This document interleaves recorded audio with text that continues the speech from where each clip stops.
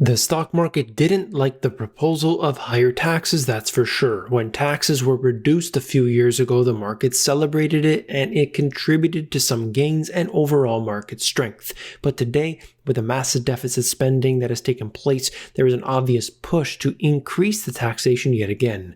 What we saw in this trading session is just a preview. If it is actually passed through Congress, then we will see how the markets really respond. You came here for the truth, so let me unveil that for you. Today we're going to look at what happened in the stock market. I'm going to show you what the proposal is all about, but let me give you a spoiler. It's higher taxes. Now, of course, you've got the wealthy individuals and the corporations that are paying a large majority of the taxes, and then you have to look at the way that they'll be affected. But generally, the way that it is proposed to people is that the rich are going to pay for it. But you look at the statistics and the taxes continue to rise on the middle class regardless. That's been going on not just over the last few years, not just over the last few decades, but you go back as far as you want. And it's always the same thing. It starts with the tax on certain people, certain corporations, and then it's just 1%, and then it's 10%, and then, it's just going to be for a few years. But it always comes onto the backs of the middle class. The middle class must bear the burden every single time. That's the way it happens. And it's truly unfortunate because the middle class is the engine of any economy. And as soon as you hinder that prosperity, you have big issues. We're going to look at that, of course. I want to look at what happened with Archegos, give you an update on that, more to it with Credit Suisse and so on. I'm going to show you what's going on with oil. I'm going to look at some other issues as well. Let's get into it right away. So apparently this tax increase on the rich is going to fund childcare and education. Apparently this is called the American Family Plan, which remains in flux, does not currently include an effort to expand health coverage as administration officials had previously planned. So we'll see what happens with that. Like I said in the introduction, this hasn't moved through. It's not approved or anything. Congress still has to work on it. And usually when the two sides start to go head to head, it gets watered down and it wasn't initially what was proposed. And that happens every single time. But the point here is that, hey, it's going to fund childcare, it's going to fund education. When this actually comes through, usually it's not what they say it was, and it's generally much worse off. And the reason why they will actually approve these bills is because there's things slipped into them that nobody is aware of, and that information that's stuck in there is really the key ingredients, and the rest of it is really just nonsense usually. If you have been following the revolving door between government and big corporations, you will see what I'm talking about exactly, because you find that these bills that they put through, they're 1,500 pages plus, and they have 3 hours to sign them. You know that the information contained within them is not there to benefit the public, and they sneak in so many things constantly. I've talked about this before in previous bills, showing you the breakdown, showing you why that is the case. Well, apparently there is a proposal to double the top capital gains tax rate on investments like stocks and real estate. We'll see, of course, where that goes. According to Bloomberg News, they reported that the top capital gains rate would increase from 20% to 39.6% on income over 1 million. So it's not necessarily just 39.6%, but that's over 1 million. So then you go here with the coupling of an existing surtax on investment income, meaning that federal taxes for investors could be as high as 43.4%. For $1 million earners in high tax states, rates on capital gains could wind up higher than 50%. All right. For New Yorkers, combined state and federal capital gains rate could be as high as 52%. For Californians, could be as high as 56.7%. Now, I know nobody's shedding a tear for somebody making a couple $1,000,000 a year and then this is their tax rate. But the way I'm looking at it has nothing to do with the people behind this. This is all to do with what the response will be. The response is usually negative, all right? That's the point I'm trying to make. If you look at the big CEOs and the truly, really high income earners, actually their salaries generally are not that fantastic. They get a lot of compensation through other means. And that compensation, like stock, is going to be taxed at a lower rate. Now, right here, they want to propose that. They want to include stocks and real estate, get those capital gains on. But in the example of real estate, they perhaps may never sell. If they're doing a cash out refinance, for instance, they're leaving the property there. They're not going to do it. There's also the 1031 exchange where you can simply roll over the profits into a new property and you do not have to pay.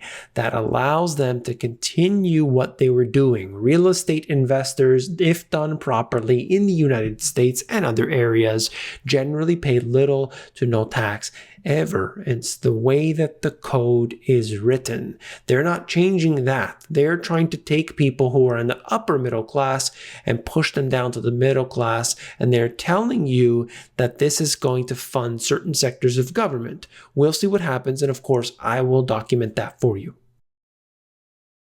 Do you remember a little while ago when you were told that Foxconn was going to employ about 13,000 workers in the United States?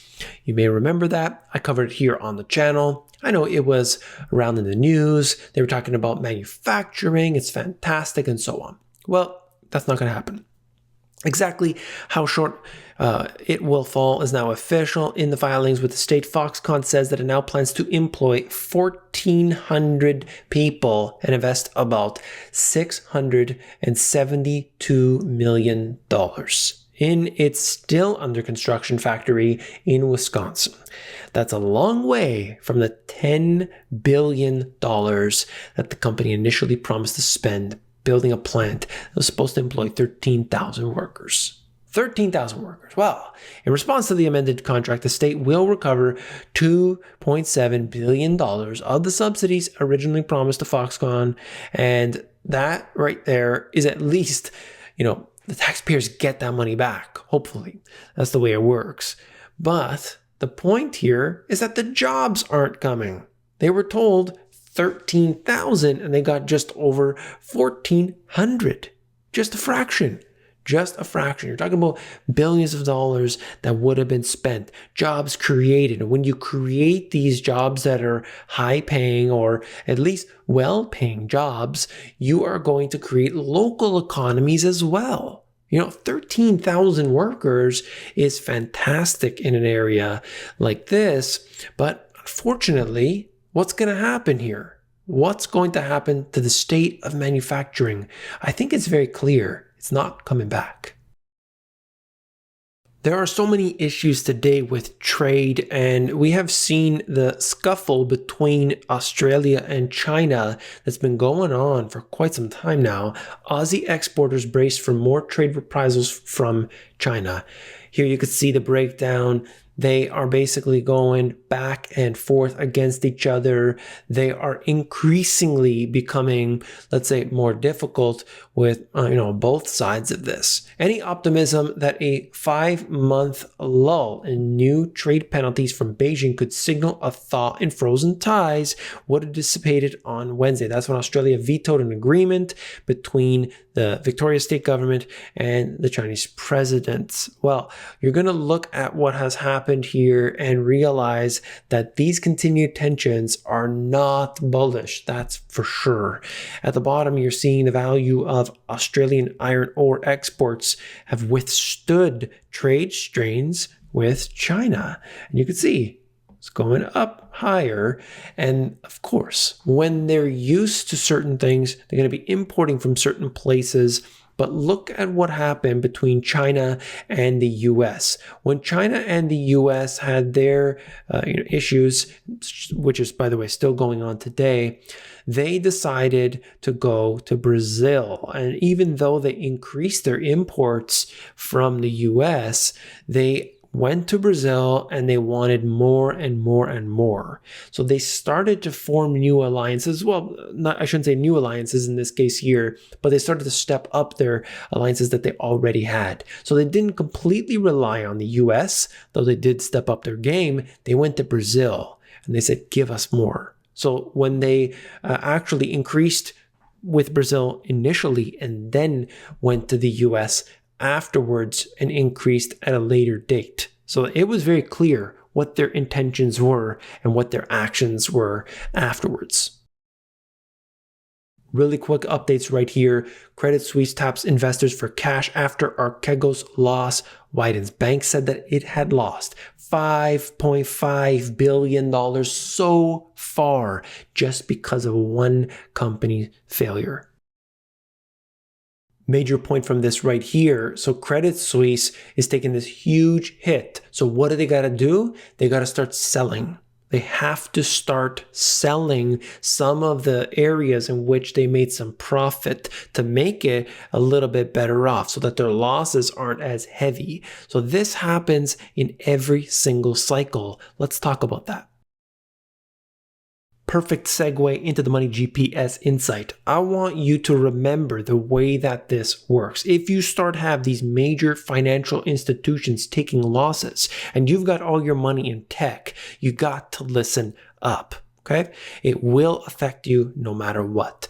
When you see certain institutions start to take heavy losses, they have to make up that shortfall by selling what normally under normal circumstances they may not want to sell, but they bought in at a certain price, they've seen it move up to a certain area, and they think time to actually take some of that, trim some off the top. And this could happen to many different companies. It could happen in different sectors. But once that selling begins, it's going to trigger the algorithms, the computer algorithms that are set at certain points. Who knows what those points are? You can look a little bit further into that. Nomura always posts some information related to that. But the point is very simple. If you take a look at the way that we have moved through the cycles, whenever there are problems, these major corporations have to sell off some of what they had that made a profit, that's looking healthy, that's looking strong. So even some of the best companies start to see a sell-off and a cascading event could occur. That's why if you've got your money in one asset class alone, there's always trouble waiting for you through the cycles. That's all for this video. If you found it informative, hit that thumbs up button. When you do, you are supporting me by clicking that one button on your screen. You help to support me. Many people today have told me that they are constantly unsubscribed from this channel. You've got to click the subscribe button, click the bell, and make sure to be notified every time. If you don't have the bell on, which only a few % of people actually have that bell, you will not get my videos most likely. If you want to learn about e-commerce, you want to sell stuff online and make some money, you can do that for free at the AmazonGPS.com. If you want to learn about the financial system, you can do so in these two books. There's a link in the description. Have you seen this video yet? If not, you definitely want to check it out. So much detail. Click it and I'll see you there.